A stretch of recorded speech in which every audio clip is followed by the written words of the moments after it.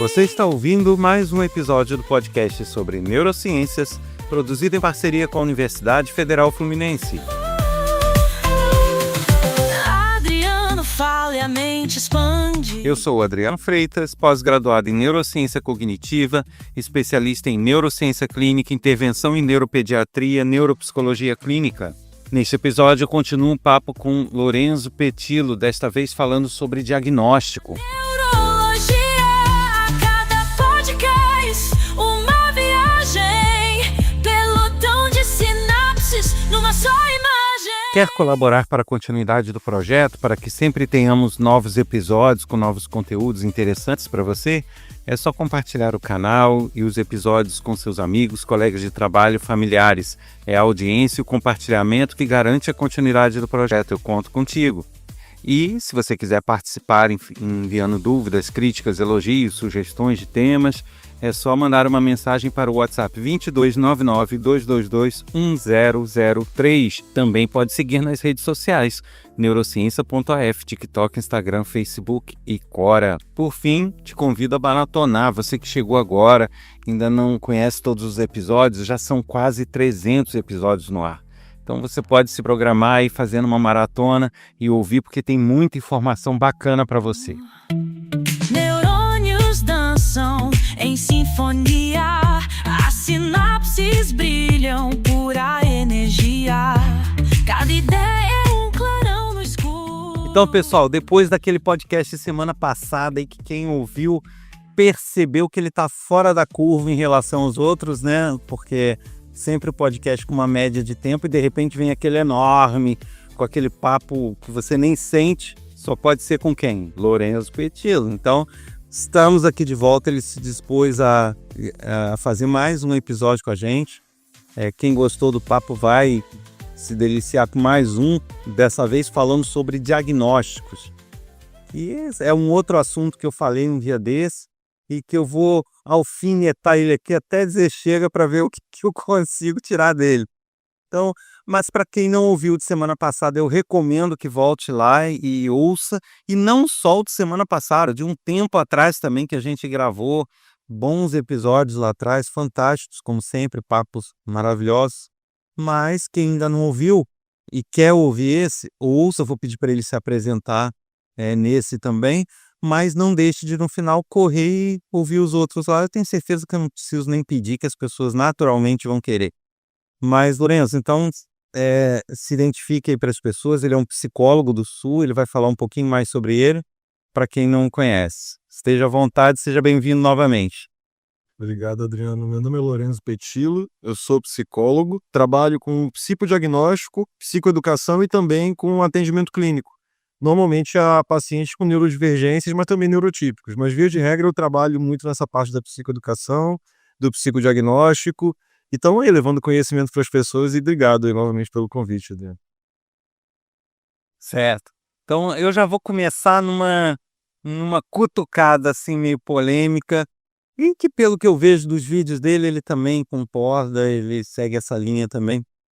Por isso que eu recomendo, né? A gente fala assim, uma coisa é você fazer um bate-papo, um podcast com alguém que você está fazendo por protocolo, e outra é com aquela pessoa que acredita nas mesmas coisas que você e tudo, e eu acho que aí o papo flui, e aí fica um trabalho de qualidade. Eu acho que é por aí esse podcast.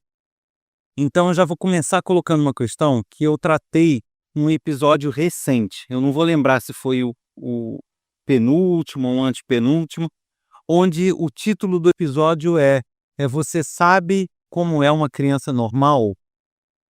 Né? Por que eu coloquei isso? Porque eu vi um vídeo de uma educadora e ela fazia essa pergunta.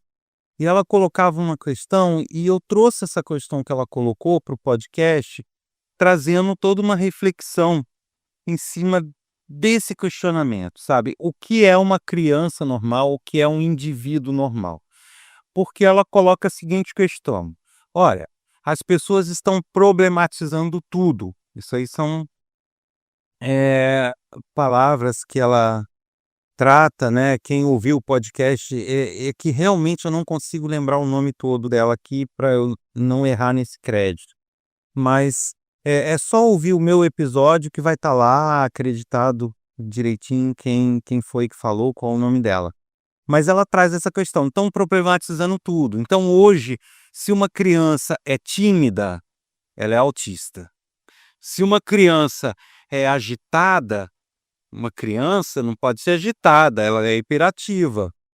Se essa criança tem dificuldade na escola, não pode ser a escola que não está sabendo ter uma metodologia bacana para lidar com todas as diferenças, com todas as características. Não, ela tem dificuldade porque ela tem TDA. E assim vai se problematizando, em alguns casos vai se medicando, quando na verdade a gente vai acaba perdendo em alguns momentos a referência do que seria uma criança normal. Isso significa que uma criança não pode ser naturalmente agitada, ela não pode ter a característica de ser uma criança mais desinibida e a outra mais inibida, né? Porque isso torna elas neurodivergentes, pelo simples fato dela não estar numa média de ser um robozinho que, do jeito que todo mundo, que agrade todo mundo, né? Então, uma criança mal educada que foi criada como um reizinho, nunca teve frustração na vida e nunca foi contrariada na vida. Ela tem TOD. Será que ela tem TOD mesmo ou ela é simplesmente uma mal educada, né? Onde está essa diferença? E aí entra nessa questão do diagnóstico e das identificações desses transtornos e desses problemas. E as pessoas de neurociência são muito críticos realmente, porque eles conseguem, a gente começa a ver uma enxurrada de diagnósticos e de identificações e de autodiagnósticos, o que é pior ainda, as redes sociais com enxurrada de pessoas com colarzinho, eh, com fitinhas, né, o microfone até caiu aqui, as pessoas com fitinhas e com cordãozinho bonitinho, bacana, eu acho legal, eu acho bacana a ideia que tem por trás, mas até que ponto isso está sendo superestimado ou está sendo superdiagnosticado? Há um excesso de diagnósticos, de rótulos e de identificações, e até que ponto não, isso tudo está correto, né? Até que ponto você acha que todo mundo que se diz TDA ou que os especialistas dizem que são TDA realmente são? Até que ponto todo mundo que hoje se diz autista realmente é? Até que ponto todo mundo, sabe, até que ponto uma criança agitada realmente é uma hiperativa e não uma criança levada, né, como era antigamente? O que faz essa diferença e como que você vê isso tudo hoje em dia? Vamos lá. A primeira coisa que a gente percebe é um aumento de diagnósticos. Óbvio, a gente tem anos, décadas de diagnósticos não dados. Consequentemente, num primeiro momento que você traz à luz algumas condições psicológicas, a gente vai ter um número de diagnósticos maior, vai ter uma crescente, mantendo isso por um tempo, uma vez diagnosticadas todas as pessoas que não foram em tempo oportuno, a tendência é uma queda de novos casos, mas não do número total, que não vai parar de subir. Então, a gente tem dois gráficos aí importantes. O primeiro é da crescente, o segundo é do número total. Beleza? Por período e o número total, basicamente. O segundo é de acordo com a região do Brasil, e aí eu me considero muito feliz, eu sou nascido em Belém do Pará, passei a maior parte da vida no Rio de Janeiro e moro em Florianópolis, no Sul. Eu conheço várias cidadezinhas, vilarejos e conheço megalópolis. Nas grandes cidades, o que eu percebo como profissional, como alguém que troca com profissionais dessas cidades, que apresenta, que viaja, a gente pode ter uma crescente de número e de erro. Porque a gente não vai ser isento, como a gente já falou aqui até da medicina, da psicologia, não teremos nenhuma área que só tenha bons profissionais. Teremos maus profissionais em diversas áreas e pessoas que só estão pelo dinheiro que podem conseguir. Então, nesse caso, pode acontecer, sim, alguns erros, por conta de profissional não qualificado ou até mal intencionado. Eu não vou dizer que a psicologia é a única profissão isenta desse tipo de coisa, porque não seria. Seria infantil até falar isso. Então essas pessoas vão dando uma crescente, só que corre-se o risco de diagnosticar mal, diagnóstico express. 15 minutinhos em alguns consultórios, às vezes 1 hora e meia, sendo que há todo um contexto. Então eu tenho situações onde eu vou ter muito diagnóstico e eu vou ter cidades onde eu não vou ter nenhum, porque nem há psicólogo na cidade. Então, a gente tem muito autodiagnóstico, mas de pessoas que isso é o mais próximo que elas vão conseguir ter de alguma coisa. Porque a cidade dela fica a 2 horas de remo do vilarejo mais próximo, que tem uma psicóloga que vai 2 vezes por semana de outra cidade um pouquinho maior próximo. Esse contexto coloca algumas cidades com uma crescente de diagnósticos errados, outras com crescente de diagnósticos corretos, porque também tem a questão de qualificação profissional e de tipo. A gente tem a psicologia como uma linha, às vezes tem uma faculdade que era mais psicanalítica, outra é mais de TCC, outra é mais de teste psicológico. Então, a gente tem hoje muita diferenciação profissional. Esse diagnóstico pode vir por testagem, que aí a gente vai mais para a neuropsicologia, e ele pode vir por investigação diagnóstica de alguma área que trabalhe com psicopatologia. Porque há áreas que não é que elas neguem a existência, mas elas preferem trabalhar a condição da personalidade e da consequência até de um possível transtorno. Mas o foco é tratar a personalidade para o ajuste. Eu sou da TCC, eu trabalho com psicopatologia, não para resumir um paciente a uma condição, mas para ter um norte, um direcionamento inicial que coloca esse perfil como mais assertivo indo por aquele lado. Mas não que ele vá ser como um robô feito em série, mas com condições semelhantes. E eu tenho como direcionar melhor o estudo, eu tenho como conversar sobre um efeito colateral não esperado de uma medicação, sobre o efeito esperado. Então, tem profissionais e profissionais. Alguns não trabalham psicopatologia e isso não faz deles maus profissionais. Outros patologizam tudo e isso faz sim mal profissional, até com quem trabalha com psicopatologia. Então, cabe aí uma boa observação, é bom pedir indicação, procurar seu RP, tudo bonitinho, para não cair também em gente que nem é nada, fica dando curso, oferece testezinho online que parece a revista Capricho e diz que tu tem 158 de QI. Superdotado. Então, vamos ter cuidado, primeira coisa. Sim, mas então, assim, sendo até mais dedo na ferida, então, você não enxerga um hiperdiagnóstico, um uma febre de diagnósticos. Você não enxerga esse panorama. E aí, já emendo na segunda pergunta que vem desse primeiro comentário que eu abri, né. O que seria uma criança normal na sua visão? Vai depender da sociedade onde ela está inserida. Porque eu posso ter uma cultura onde a criança ela é educada para ser mais fechada, só dá bom dia para pessoas conhecidas, e eu posso ter uma cultura onde essa criança é levada a abraçar estranhos, dá beijo na tia e ela vai tranquilo, sem dor psicológica, sem sofrimento. Então, para dizer a normalidade de uma criança, eu preciso compreender a sociedade a qual ela está inserida. Qual é o contexto social. A partir daí, eu vejo onde que tem o maior grupo. Então, onde que eu traço o índice de normalidade para aquela sociedade e naquele tempo, porque ela corre o risco de ser mutável. Então, se a gente volta 80 anos atrás, minha prima vai casar, tá com quantos anos? 17, dá os parabéns para ela. Ninguém vai estranhar ninguém casando aos 17 anos, 80 anos atrás. Hoje, 17, você não acha que é muito cedo? Ou seja, temos o mesmo local, mas o tempo coloca o normal como diferente. Então, em que contexto está essa normalidade? Se gera dor a essa criança ou as pessoas ao redor. Então, basicamente, eu posso dizer que o normal seria onde os grupos convergem, em maioria. E o que não seria o normal é onde está gerando dor, seja no paciente principal, seja nas pessoas ao redor. Onde há dor, haverá uma grande possibilidade de falta de normalidade. Sim, mas, se a pessoa diverge desse grupo, mas por uma característica natural dela e não necessariamente por algo que cause danos à vida dela, se diz que ela não se enquadra no normal ou ela necessariamente tem um transtorno por não estar nessa faixa do normal?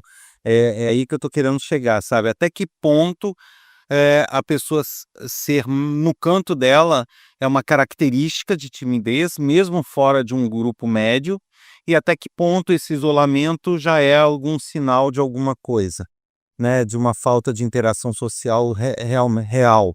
Até que ponto uma criança que desafia os pais é uma criança mal educada ou é uma criança que tem um transtorno, hã, opositor, desafiador ou algum outro tipo de transtorno, né.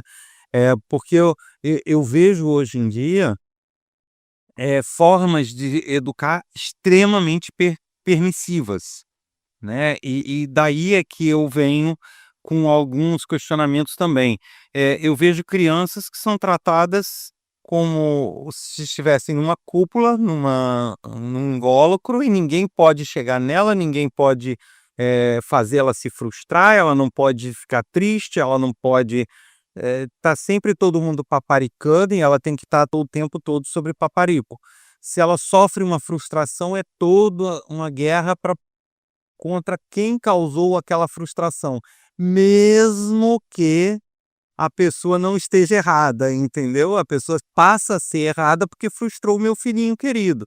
E aí você tem crianças muitas vezes criado nesse nível e que acaba apresentando um comportamento, né, de desafiar regras, de desafiar ambientes, e aí, não, ele tem um transtorno, ele é isso, ele é aquilo. Então, essa linha eu enxergo como uma linha que tem sido alargada por falhas de educação, por falhas, de quando eu falo educação, não é necessariamente a acadêmica, né. Eu falo toda a educação familiar, todo o desenvolvimento da criança. E é nesse ponto que quando eu me refiro a hiperdiagnósticos, excesso diagnóstico, é isso, porque eu acho que é mais fácil para os pais explicarem o mau comportamento do filho, falando que ele tem um transtorno, do que falando: "Não, eu eduquei mal, eu não soube lidar com ele, eu não consegui impor limites", né. Então, assim, até que ponto, a criança cresceu com limites, em saber o que é ser ético, o que não é ser ético. Eu acho que o fato de uma criança ter 3 anos, 4 anos, não impede ela de ser educada de forma ética, que ela saiba respeitar o espaço do outro, não meter a mão na cara dos outros, entendeu? E o que eu mais vejo são questões muito permissivas, onde a criança mete a mão na cara do outro e os pais: "Ah, meu filhinho, não sei o quê", e nada, não há limites, entende?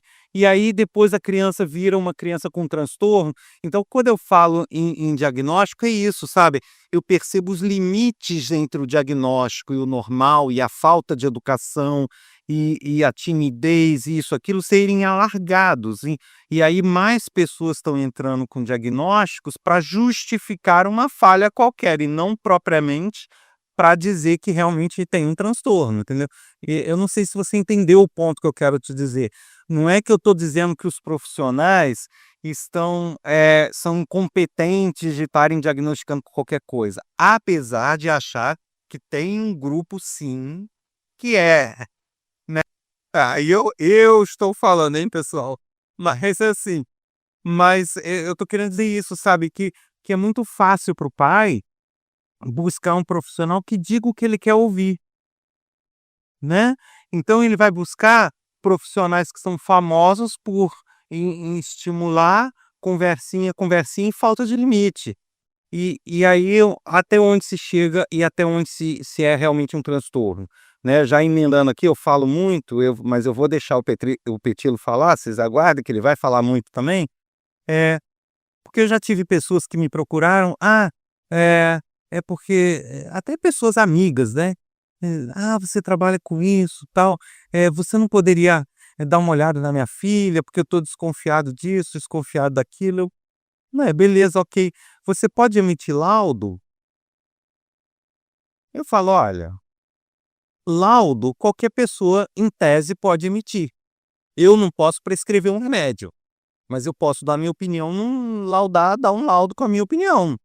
Sendo um engenheiro, eu dou um laudo de uma obra, o outro dá um, né, que todo mundo, e eu, na minha área, eu posso dar um laudo do que eu estou vendo que diga respeito à minha especialidade.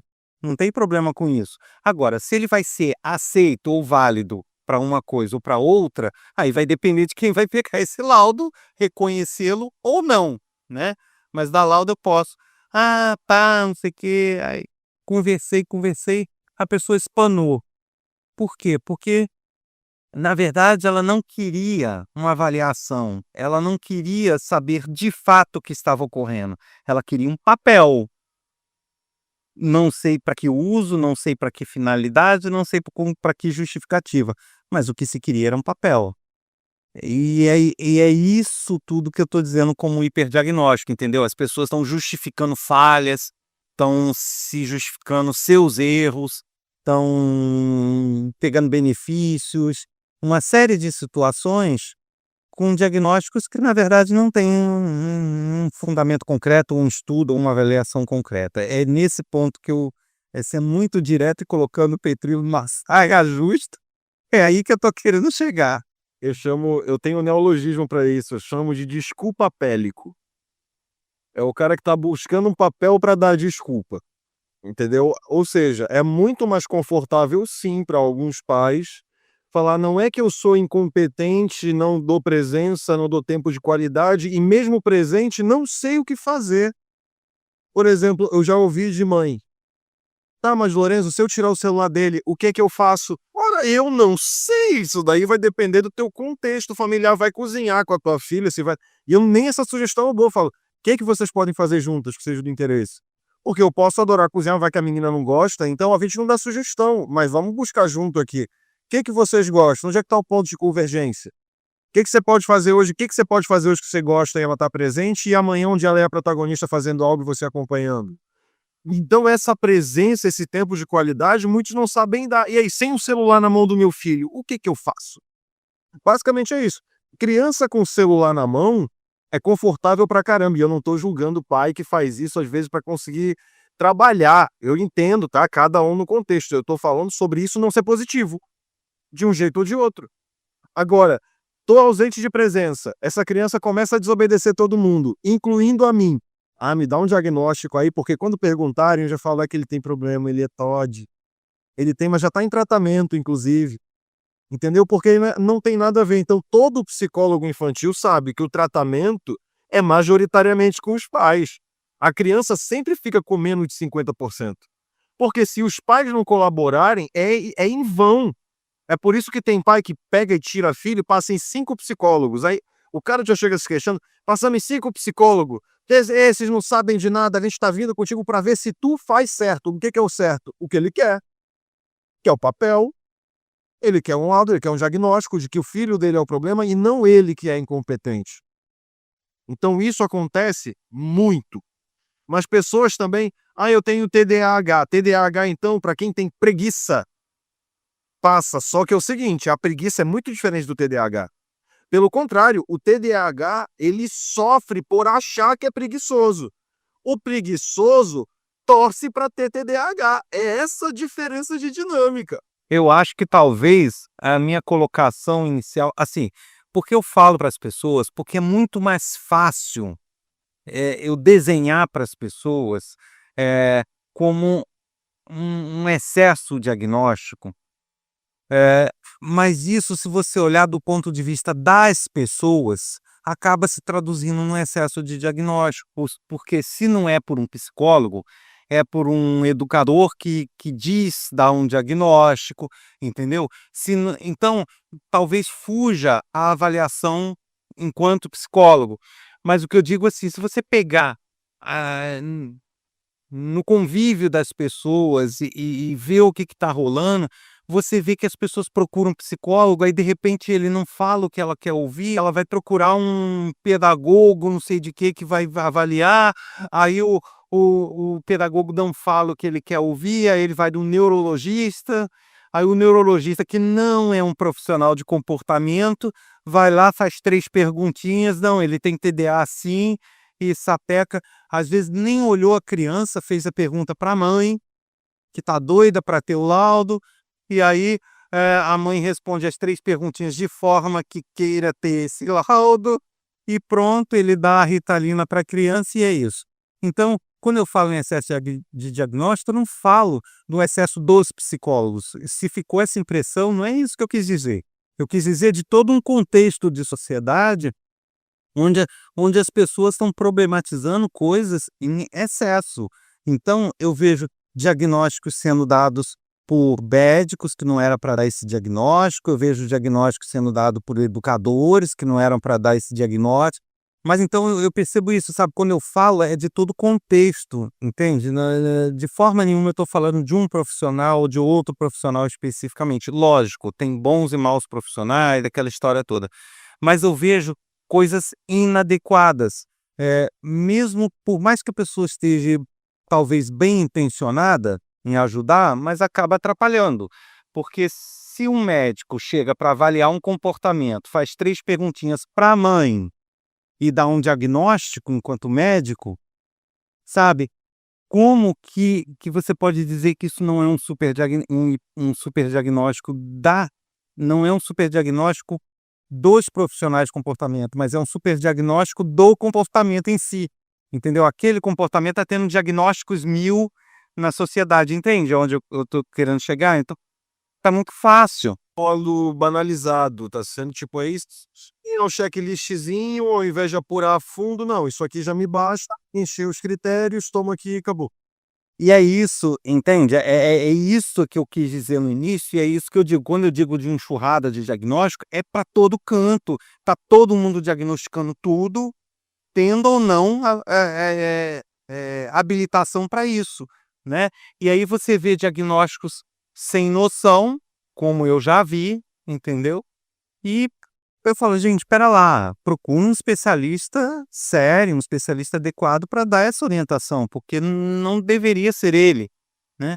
E por aí vai. Então é isso que eu quero dizer. Eu não sei se você concorda nesse aspecto comigo. O próximo surto, na minha visão social da coisa, vai ser de superdotação. Vai ter um monte de gente querendo ser superdotado, pesquisando coisa. Esses testezinhos de QI vende muito na internet. E eu não tô falando testezinho de QI, é o que não participa um profissional da psicologia.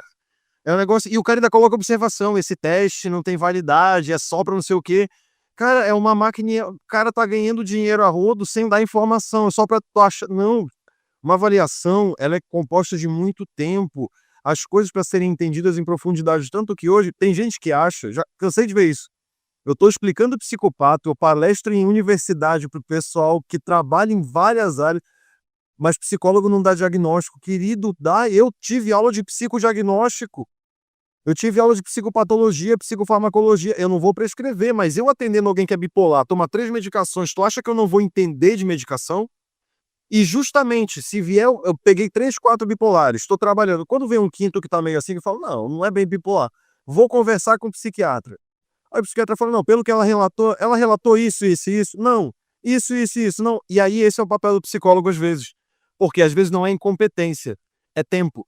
O cara vai num CAPS, às vezes ele vai ver o psiquiatra de 6 em 6 meses. Eu vou colocar um contexto comum que não é uma justificativa, é uma explicação. O cara vai ver o psiquiatra a cada 3 meses, 6 meses até. Se esse cara não sai pelo menos com uma medicação de lá, pode ser que não aconteça essa próxima sessão daqui 3 meses. Então, assim, o médico ele tem que ter um jogo de cintura, porque não vai dar tempo dele ficar avaliando, esperar daqui 3 meses para ver evolução, porque a evolução pode ser dita pelo pai e a mãe falar, ó, meu filho não tá mais aqui. Então, se ele não consegue atender com a frequência, ele é obrigado, porque entre a não resposta e uma resposta que pode estar certa, acaba indo pela resposta que pode estar certa, que tem mais indicativo. Então, eu, como psicólogo, muitas vezes mando mensagem, áudio para psiquiatra, que eu sei que vê pouco o paciente, por limitações muitas vezes financeiras. Então, olha, sabe que ela falou que é importante é isso, isso e isso. Ela acorda assim, mesmo ao longo do dia, em determinados horários, eu passo a frequência, o cara fala, então não é bipolaridade, né? Pois é, eu tô achando que não, doutor. E aí eu acrescento as outras informações que faltam por uma questão de tempo. É por isso que hoje um diagnóstico bem feito, e é o que eu digo aí, fica de orientação para os ouvintes. Se vai procurar psiquiatra, procura 2 que saibam trabalhar junto, porque quando esses caras divergem, quem sofre é o paciente. Então a gente vai ter psicólogo que vai mais por uma linha, psiquiatra que vai por outra linha, neurologista, médicos, às vezes com pós-graduação. Se esses caras não se falarem bem, quem vai sofrer é o paciente? Que vai um falar que é borderline, outro vai falar que é bipolaridade, nenhum vai saber explicar e quem fica nesse fogo cruzado é o paciente sem saber o que está acontecendo. Sim, sim. Então, e eu vejo esse diagnóstico um ponto crítico mesmo, Assim, me deixa meio, não vou dizer indignado, mas assim, me deixa, eu nem sei bem nomear o como que eu fico quando eu vejo, que eu vejo assim, aí nas redes sociais, não sei se querendo fama, se querendo engajamento, aí muitas pessoas usam ou o título que tem, ou a formação que tem, para dar uma credibilidade em algo que não é a habilitação que ela tem, né. Então, de novo, sou eu que estou falando, hein, pessoal, olha só. Eu canso de ver médicos lá com estetoscópio aqui. Geralmente quem faz isso não é médico experiente. Geralmente quem faz isso é o que saiu da faculdade agora, que está precisando de clientela, ou que quer engajamento, ou quer ficar famoso. Mas eu vejo lá com estetoscópio, aí fica tá apontando, aparecendo letrinha em cima, fazendo isso, fazendo aquilo. Aí eu olho, é médico, ok, beleza. Mas aí eu vejo, porque o comportamento, não sei o quê, quando a pessoa está assim, aí olha e aponta, que a pessoa gosta, o que que tem que fazer, o que que não tem que fazer. Eu falo: "Espera lá, como identificar uma pessoa com TDA?" E tá, aí ele aponta para cima. Como que identifica uma pessoa com TDA? Acho doido assim. É, aí eu fico olhando aquilo, e falo: "Pô, o cara é médico". Aí eu vou no perfil, bom, vamos ver se pelo menos o cara é neurologista, se pelo menos é neurologista, né. Aí eu vou lá dar uma sacada qual é, sabe, o cara terminou a formação básica de medicina, tipo, é médico clínico, generalista. Aí eu: "Pô, o cara é generalista, ele não é neurologista. Como que ele tá lá de estetoscópio, apontando para cima, dizendo as 5 características do TDA,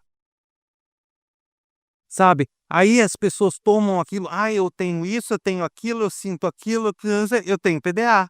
Por quê? Porque o doutor fez o vídeo com estetoscópio dizendo que quem tem aqueles 5 tem TDA, entende? Então assim, é umas coisas, assim, surreais, e eu vejo que algumas dessas condições, elas inclusive necessitariam de questões multidisciplinares.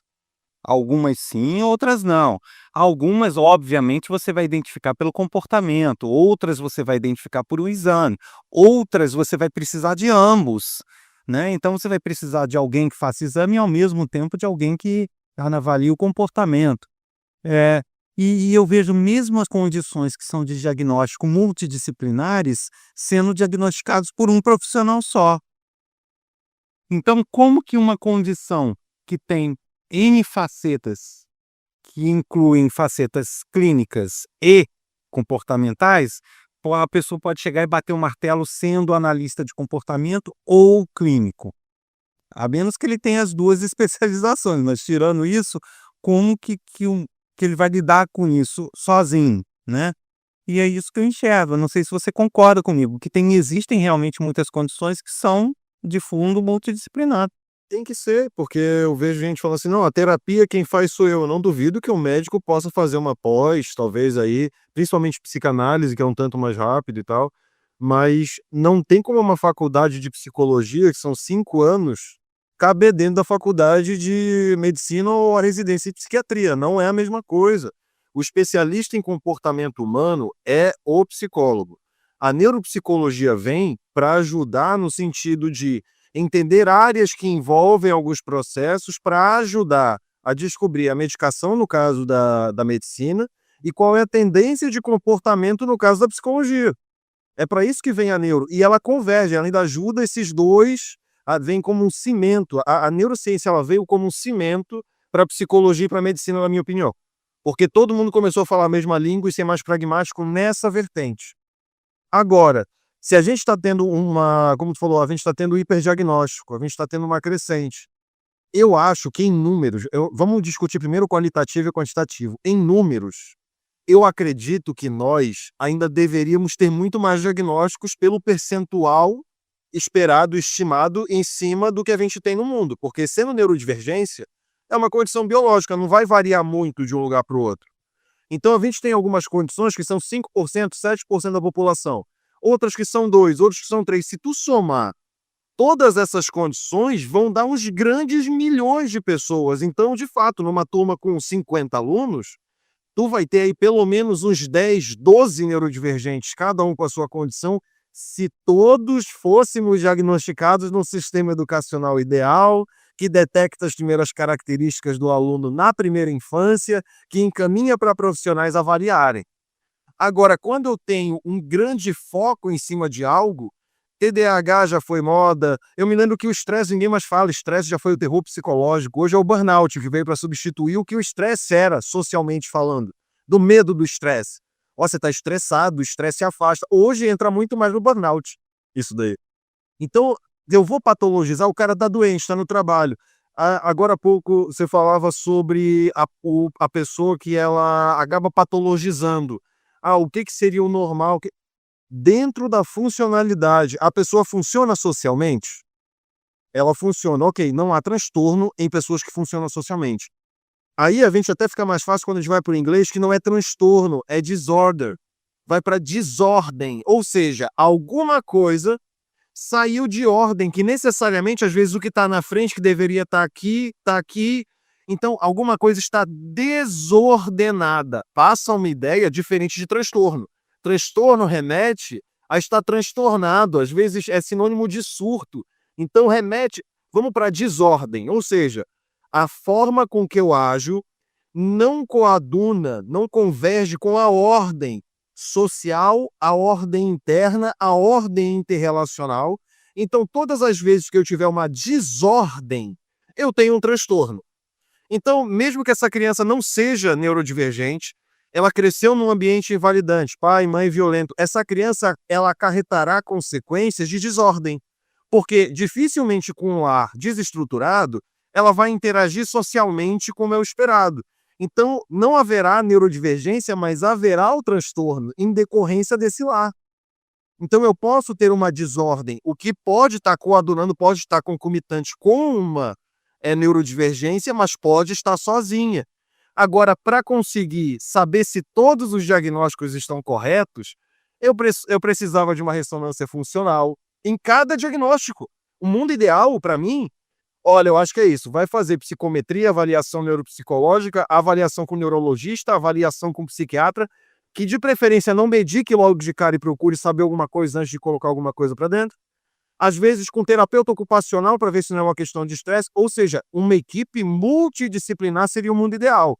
Aí eu reduzo a chance de erro diagnóstico. Agora, vem alguém que não tem nem qualificação e fala, na minha opinião é isso, fala, deu diagnóstico, deu algo. Não, não. Agora, se eu tenho uma equipe multidisciplinar, eu reduzo essa chance. Então, cuidado com profissionais que não, tá comigo, tá com Deus, não precisa de mais nenhum. Cuidado, acenda um alerta. Nenhum profissional, ele vai ser o suficiente para ele poder falar assim, só a mim basta. Mande esse cara procurar um tratamento, inclusive eu indico vários bons colegas para cuidar desse ego.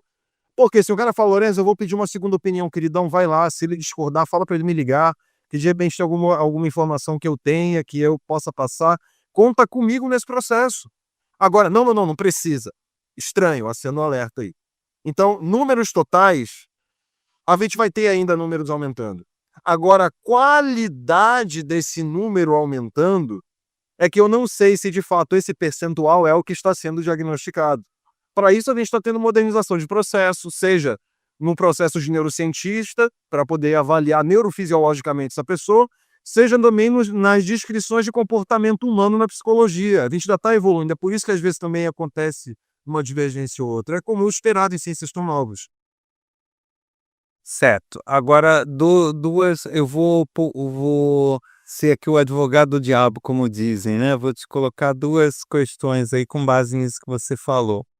A primeira delas é que você diz, eu esperava até mais pelos percentuais esperados nos grupos, né? Na população. Concordo em termos. Pelo seguinte, eu vou te colocar um ponto que eu não sei aí o que você pensa sobre isso, né?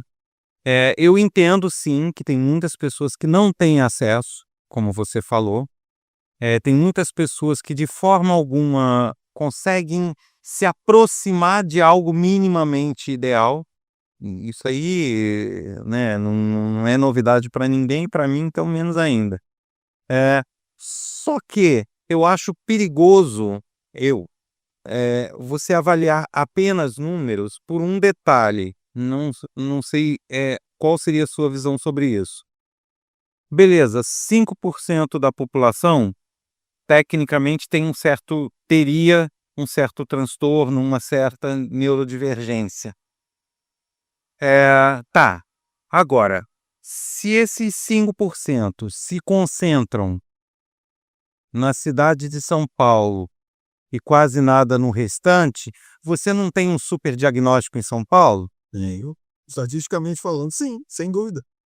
Entende? É o que eu estou falando? Então, assim, se você pegar números totais, números nacionais ou internacionais ou mundiais, você pode estar dentro de uma média esperada. Mas você pode ter uma alta concentração num ponto, que seria um hiperdiagnóstico, e uma baixíssima em outro ponto. E essa alta concentração significa que ali tem muito diagnóstico errado, porque ele deveria estar em 5% e naquele ponto está em 20, ou está em 30. Você entende? Então, seria isso, como que você lida com isso dentro dessa ideia de que seria maior o número ou menor, ou que não. E o outro ponto é quando você fala da disorder, né? Do termo em inglês, da desordem. Mas você pode ter uma desordem tecnicamente, eu não sei se isso seria um transtorno para vocês, porque na verdade, eu não lido com transtorno, né? Quem lida com transtorno é tu, não sou eu. Mas eu não sei se isso seria classificado um transtorno, mas, por exemplo, aquele caso da criança que eu falei, extremamente mal educada, criado numa bolha, intocado, sem frustrações, sem isso, sem aquilo. Ele vai causar uma desordem. Mas não significa que seja um problema dele, é um problema dos outros que o educaram e deixaram sem limites. Ou isso, para vocês, faz dele uma pessoa com transtorno?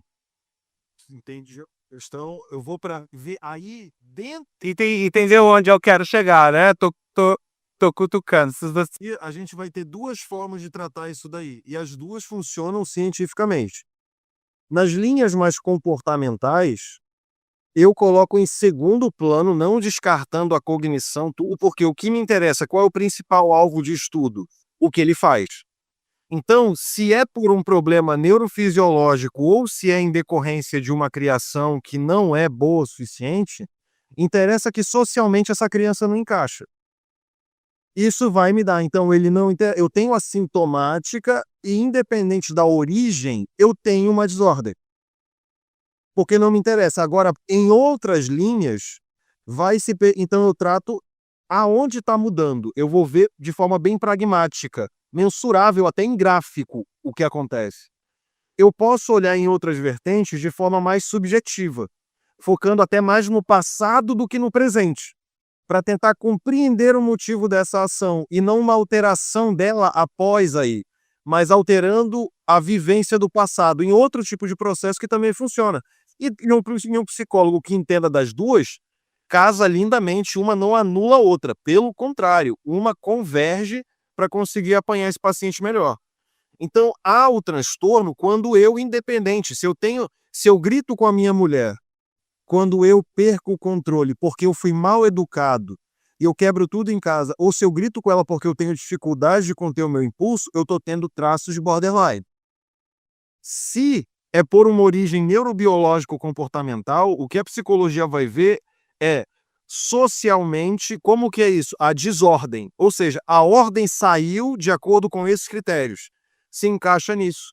E aí a investigação vai separar até que ponto é comportamental, até que ponto é biológico. E aí vem o grande quê da psicologia, porque todos somos suscetíveis, mas o nível de estímulo é o que vai dizer aquilo que nós seremos ou não. Só que cada 10 gritos contigo por dia podia te fazer ser o cara mais doce do mundo na vida adulta, sem problema. 5 com outra pessoa podia fazer ela virar o giraia na sociedade e não se encaixar e gritar com todo mundo. Então cada um tem uma predisposição biológica.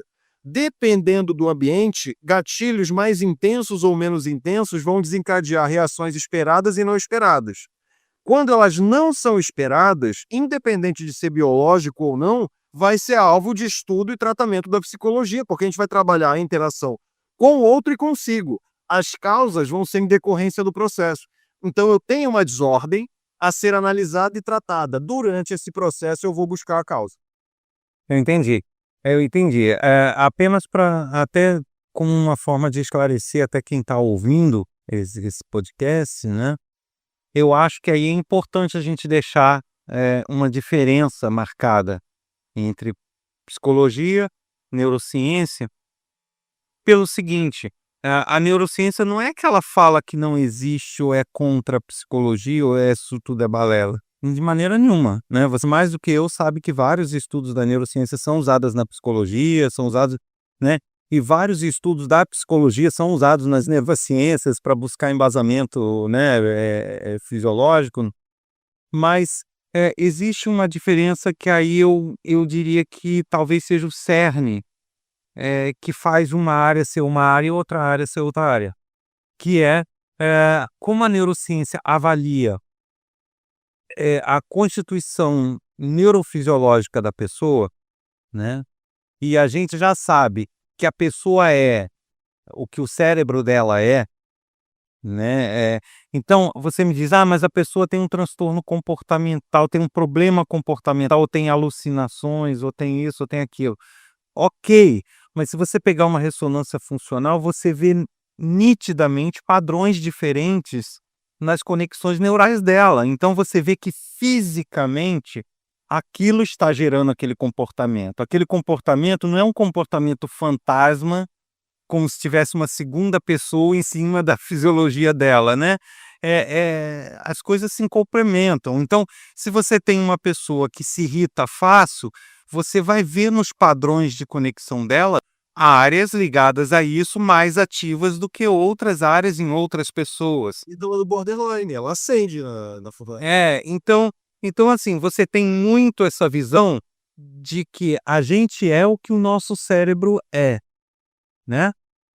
E assim, aí a gente começa o que se questiona muitas vezes é que por mais que exista uma interação do meio com a pessoa, né? A pessoa tem um padrão cerebral, um padrão neurológico, e alguns estímulos externos podem alterar esse padrão significativamente, né? Então você pode ter, como eu falei, uma criança extremamente mal educada e sem limites, e isso fazer com que ela tenha certas áreas mais estimuladas do que outras, ou mais inibidas que outras, ou maiores conexões numa área do que em outra, e aí sim gerar comportamentos não desejados nela, e você poder avaliar isso nos padrões neurais dela. Beleza, concordamos que isso é um transtorno, concordamos que o meio gerou um problema nela. Agora, você tem uma criança que naturalmente já é mais atentada, né? Já naturalmente já tende a ser mais aquilo ali não é uma mudança de padrão, ela já tem naturalmente aquilo como característica e não como algo que surgiu. E aí, de repente, os pais não colocam limite, ela cresce mal educada. Então, o que você vai estar fazendo com aquela criança? Você não vai estar mudando ela de um padrão que ela nasceu para um padrão problemático. Você vai estar pegando características que já são dela e dando carta branca para ela agir. Entende? Então, nesse sentido, a neurociência já se reserva muito em dizer que aquela pessoa tem um transtorno ou tem um problema neurológico, porque ela não mudou o padrão dela está dentro de uma faixa que não se enquadra numa normalidade neurofisiológica, mas que foi dada uma carta branca e ela faz o que quer dos outros, assim, vamos dizer, sabe, não estou falando no caso de pessoas que torturam, nada disso, eu estou falando né, de faz o que quer, assim, faz uma pirraça, ou faz uma coisa, ou faz uma Então, e isso aqui, esse tipo de diagnóstico é que talvez seja o ponto divergente, entende? Porque a gente olha muito para o neurofisiológico e não tanto para o comportamento, que não é a nossa praia. Agora, e aí é que é a importância da psicologia, porque ela já estuda o que as outras áreas não têm como. Então, um médico, ele não vai poder avaliar isso. E lembra do teste de QI? A gente vai ver como um indicativo, não como uma certeza. E eu tenho um exemplo muito bom para quem está ouvindo, quiser pesquisar, é o Dr. James Fallon. Fallon, é. Ele é o cara que mais tem ressonância de psicopata no mundo. Tipo, ele vive, ele tem acordo com o governo, ele passa tudo que é cara no corredor da morte, já foi para a ressonância dele. E aí ele estava vendo os cérebros, né? Então, em termos de fisiologia cerebral de psicopata, esse cara é uma das grandes autoridades do mundo, por tempo e por volume de estudo já.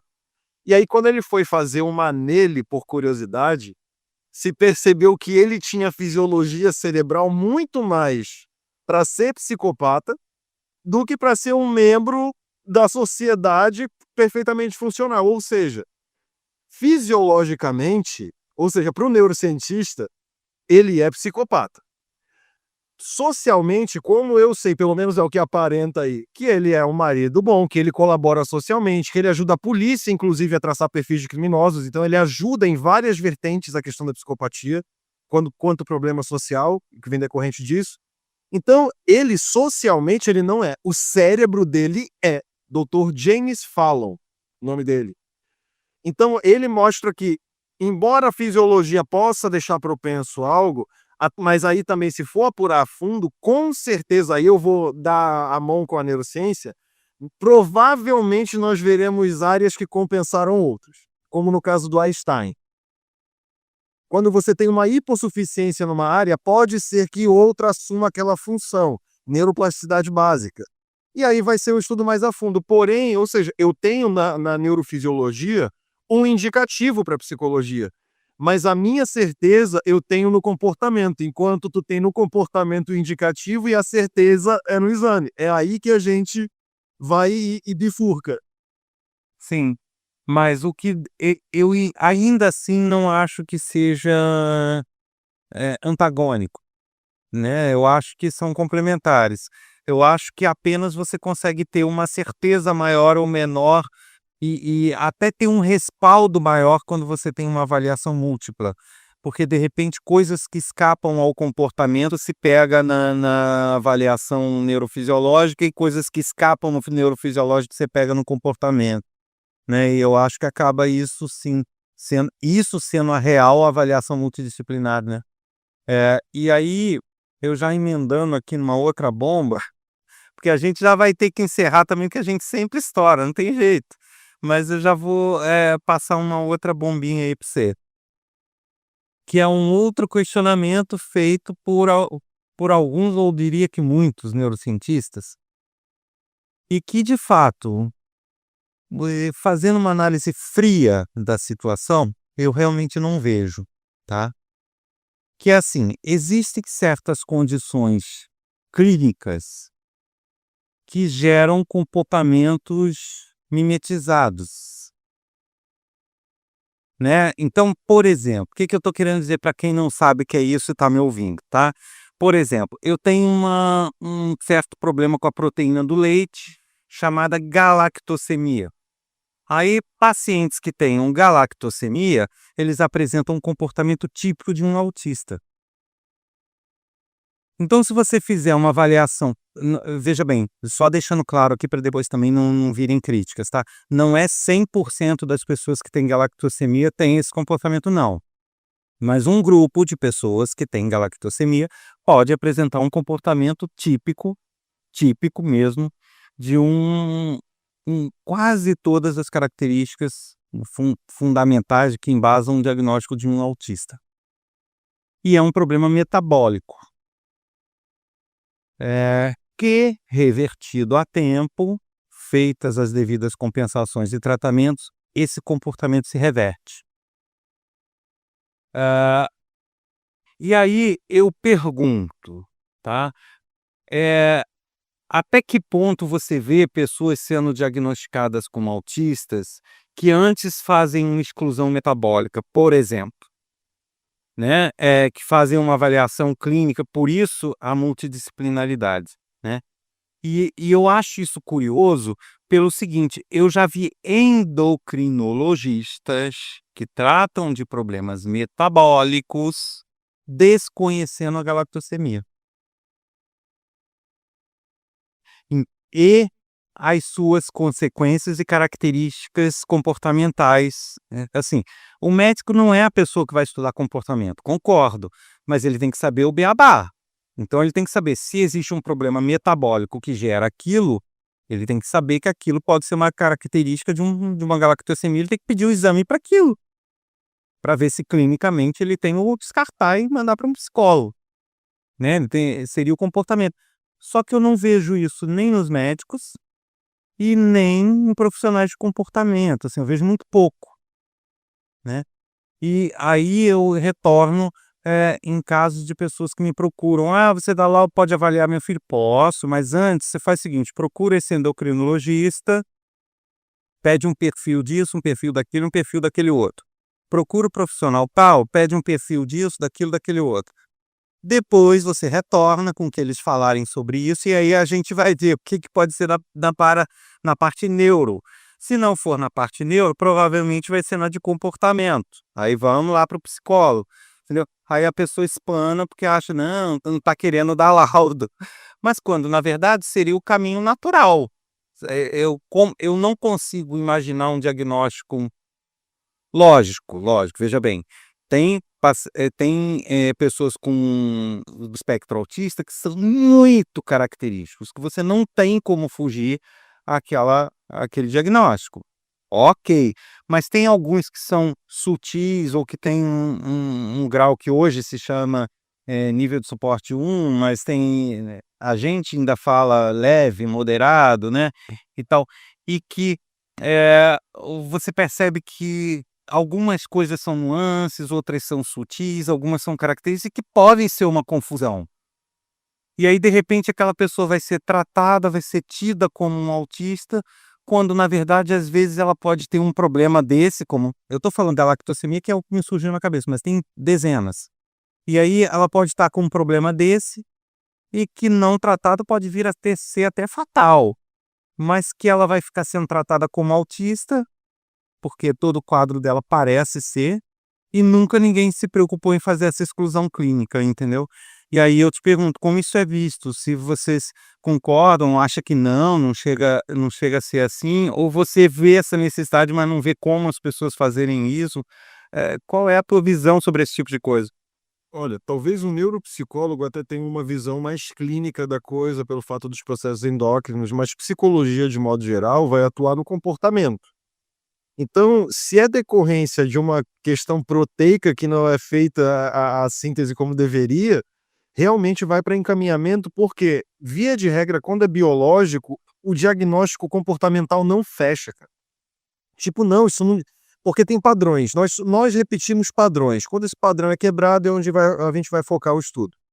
Então, quando a gente tem alguns padrões, a gente vai encaminhar. Por isso que a equipe multidisciplinar é imprescindível hoje. Por exemplo, taquicardia, gente com ansiedade ou com arritmia cardíaca toma a mesma medicação. Entendeu? Então, pô, pra mim, agora o que que acontece? Eu tenho uma paciente que tem ansiedade e arritmia. Ela tem as duas coisas, ela toma uma medicação. Então, às vezes, e se for um paciente autista que tenha essa questão da proteína também? Então, a pior coisa, até quando a gente tá falando de um menino mal criado, você já imaginou um menino realmente TOD, com o cérebro de TOD, e que tá num ambiente que é permissivo ou que é mais violento? Aí tu tem o combo, porque a gente tá trabalhando aqui até então falando um ou outro. E quando é um e outro? Porque isso pode acontecer. E até pela neuroplasticidade, quanto mais jovem, você pode mal formar um cérebro pelo desenvolvimento cognitivo dele. Evoluir mais uma área do que outra, e isso ser uma consequência eterna. Então a gente não tem como descartar a neurociência, não pelo menos para mim, na minha prática, é indissociável hoje.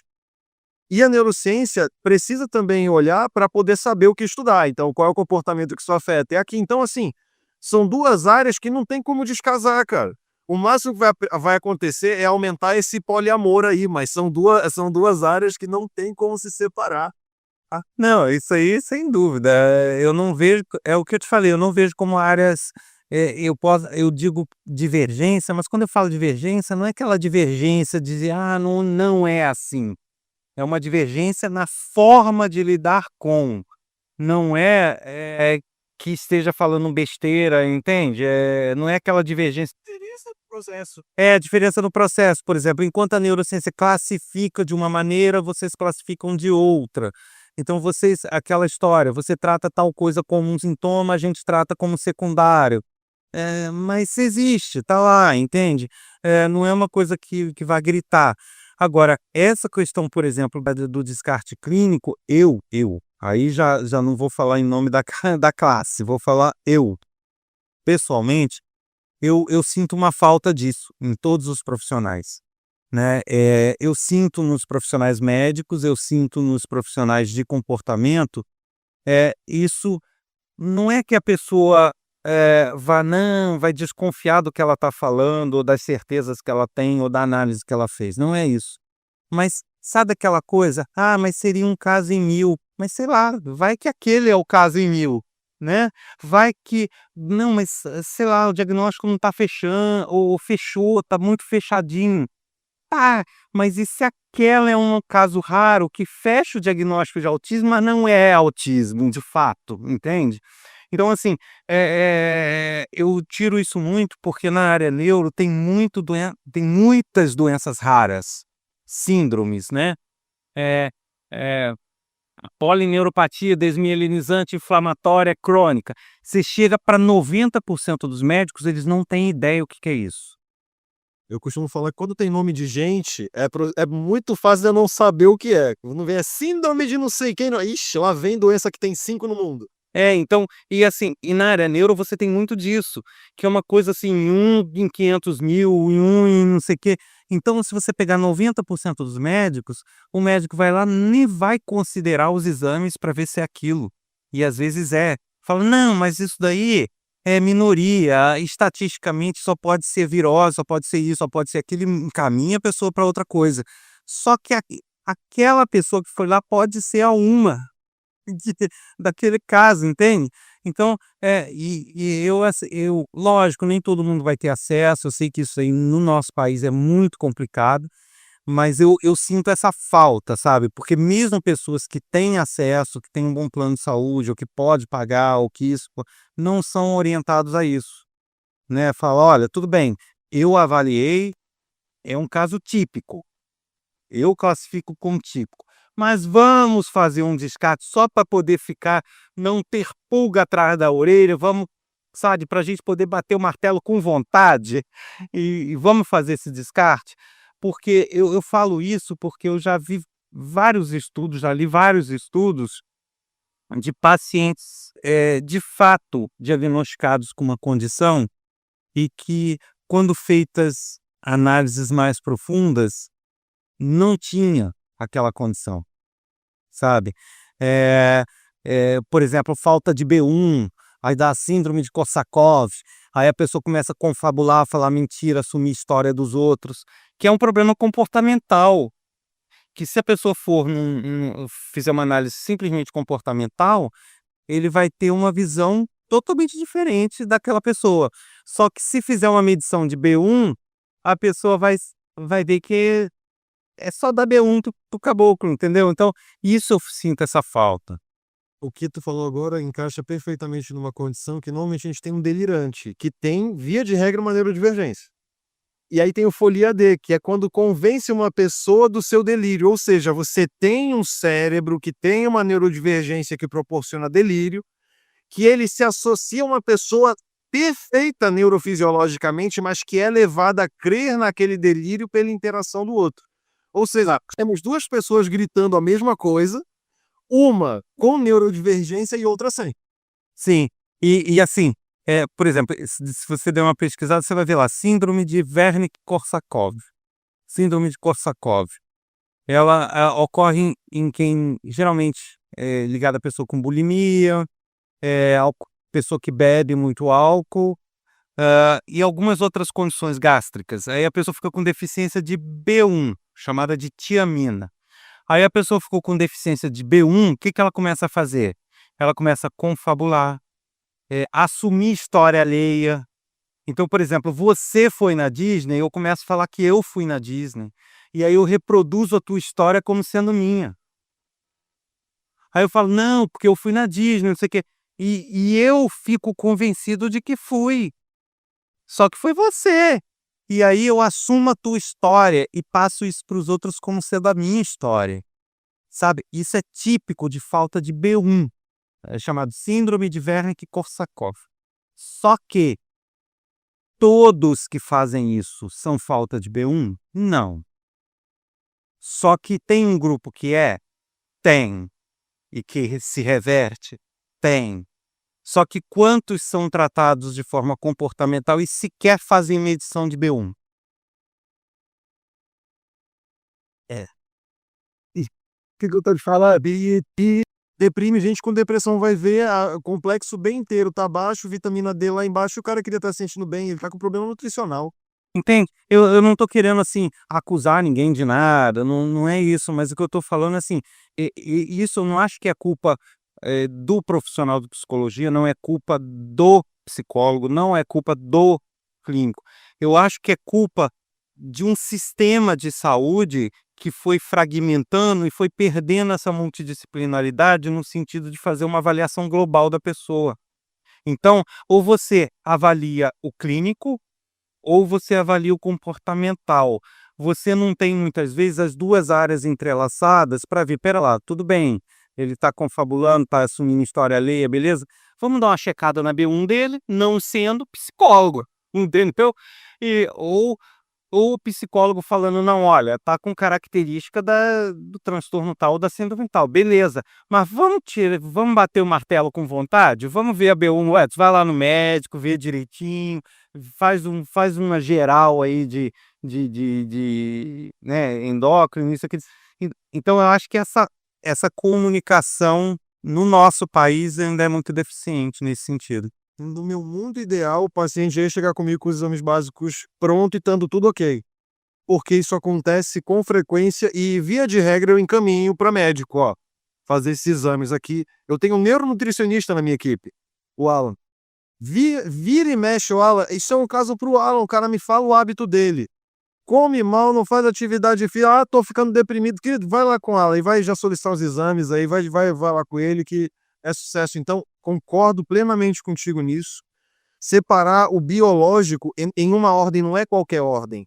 O ideal é primeiro avaliar o biológico, porque o comportamental não tem fim, o cara vai ter que te contar a vida inteira para tu concluir que é nutrição. E muitas vezes a coisa é tão complexa que você precisa acompanhar a pessoa, né. Podemos fazer uma semana. Ou seja, pô, peraí, é uma semana para descartar muita coisa, é um excelente investimento. Mas é isso. Então, de novo, aquela estourada violenta que nós demos no tempo. Então, mas assim, um papo fantástico, fantástico. Acho que não tem uma pessoa que não vai se agradar. E eu tenho certeza que vai chegar um monte de mensagem querendo mais, mais, mais. Daqui a pouco o Lourenço Petillo vai ter que assumir metade do podcast. Mas é isso, eu vou pedir para ele, deixar os contatos dele, deixar as informações que ele quiser deixar, falar o que ele quiser falar no encerramento, as redes sociais, telefone, o que ele quiser. E agradeço a disponibilidade. Foi o podcast passado sobre superdotação, esse sobre batendo um papo sobre diagnóstico, eu fazendo papel aqui de advogado do lado dele, né, mas, o fato é que, de novo, o que eu já falei no episódio passado, eu reitero aqui, se alguém estiver precisando, não deixe de procurar, fazer um contato com ele lá, caçar ele nas redes, falar: "Pelo amor de Deus, arruma uma brecha aí na agenda", porque, vale a pena, é um profissional sério que nota-se claramente que segue aquilo que tem que ser seguido mesmo. Então, Lourenço, por gentileza, dê seus contatos, o que você quiser falar aí nesse fim de podcast. Te agradecendo mais uma vez pela disponibilidade. A gratidão é minha por mais esse convite aí. Espero que todo mundo tenha gostado bastante, tenha aprendido alguma coisa, levantado dúvidas, né? Que a gente vem para trazer dúvida, certeza você vai buscar depois. E basicamente, o meu contato é @petilopsi tanto no Instagram quanto no TikTok. E no que eu puder ajudar, eu tenho uma equipe de profissionais que trabalham comigo, psiquiatra, neurologista, neuronutricionista até tem na minha equipe. Então, a gente faz uma avaliação inicial, faz essa abordagem multidisciplinar, trata todo mundo com o maior carinho do mundo e faz o possível para levar também conhecimento, né? Eu faço conteúdo de neurociência, de psicopatologia, focando principalmente os universitários. O meu canal surgiu para poder explicar para os universitários como era de fato a psicologia na prática, fora da teoria. E acabou que furou a bolha da psicologia. Então a gente sabe que tem muitas pessoas que são curiosas, espero poder ter ajudado em algum conhecimento e é sempre um prazerzaço falar contigo. Fico muito grato mesmo, espero que continue aí o sucesso. Rumo já foi 500 mil já, né? Tá chegando. Já foi, né? Já, meio já passou. Agora é rumo a 1. Mas é isso. Te agradeço. E eu espero que em breve a gente possa estar aqui de novo estourando o tempo mais uma vez. Tá bom? A gente se fala. Um abração. Obrigado. A mente é um labirinto sem fim. Em ondas cerebrais eu mergulho assim. Adriano Freitas no comando.